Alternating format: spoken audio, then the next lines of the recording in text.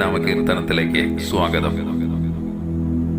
അപ്പാശവും വടിയുമായി കൊണ്ട അജാമിളനെ മുൽപ്പാട് ചെന്ന് കയറിട്ടോരു കിങ്കരരെ പിൽപ്പാടു ചെന്നത് തടുത്തോരു നാൽവരെയും അപ്പോലെ നൗമി ഹരിനാരായണായ നമ. നാം ചെയ്യുന്ന കർമ്മങ്ങൾക്കെല്ലാം ഫലമുണ്ട്.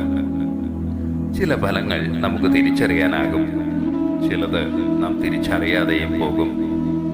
നമുക്ക് നമ്മുടെ കർമ്മഫലങ്ങളെ തിരുത്താനാകുമോ? മറ്റേതെങ്കിലും പ്രായശ്ചിത്ത കർമ്മങ്ങൾ അതിന് ഉപകരിക്കുമോ? ഇല്ലെന്ന് തന്നെയാണ് ഉത്തരം. അപ്പോൾ പ്രായശ്ചിത്ത വിധികളോ? ഒരു മാനസിക സംതൃപ്തി, അത്രമാത്രം. പിന്നെങ്ങനെ നമുക്ക് ഈ കർമ്മ പരമ്പരകളുടെ കുരുക്കിൽ നിന്ന് പുറത്തു കടക്കാനാകും? ഒന്നേയുള്ളൂ വഴി: ജ്ഞാനമാർജിക്കുക, സത്യസ്വരൂപത്തെ മനനം ചെയ്ത് സാക്ഷാത്കരിക്കുക. അതുമാത്രമാണ് പ്രായശ്ചിത്തം. ഇവിടെ ഭാഗവതത്തിലെ അജാമിളന്റെ കഥ ദൃഷ്ടാന്തമായി അവതരിപ്പിക്കുകയാണ് ആചാര്യൻ. അജാമിളൻ കന്യാകുബ്ജത്തിലെ ഒരു ബ്രാഹ്മണനായിരുന്നു. എന്നാൽ ജീവിതസഞ്ചാരം മുഴുവനും ദുർവാസനകൾക്ക് അടിപ്പെട്ടായിരുന്നു.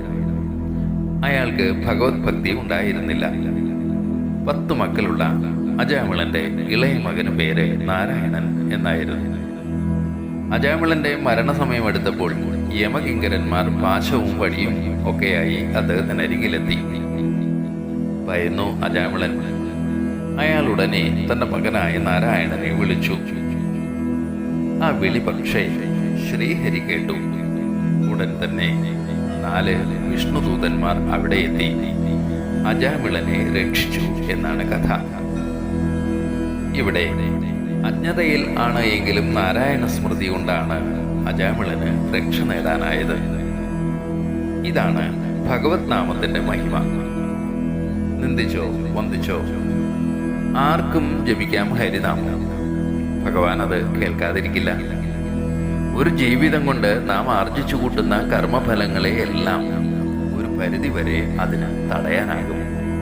പകരം മറ്റു കർമ്മങ്ങളാണ് നാം ചെയ്യുന്നത് എങ്കിൽ കർമ്മബന്ധനത്തിൽ നിന്ന് മുക്തി നേടുകയും ഇല്ല.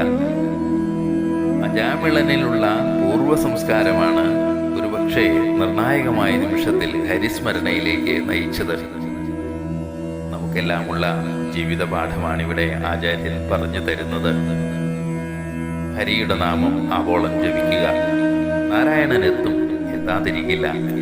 പ്രതിസന്ധി ഘട്ടങ്ങളിൽ ആ അദൃശ്യമായ അക്കരം ഒരു താങ്ങായി, തണലായി